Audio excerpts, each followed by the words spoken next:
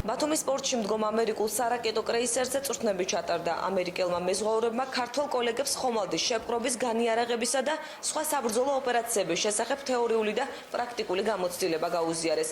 მართვადი რაკეტებით აღჭურვილი ტაიკორდეროგას კლასის ხომალდს რეგიონში ნატოს ოპერაციების მხარდაჭერის თვალსაზრისით მრავალმხრივი როლი აკისრია. მთავარი მიზანი შავი ზღვის რეგიონში მშვიდობისა და სტაბილურობის გამყარება.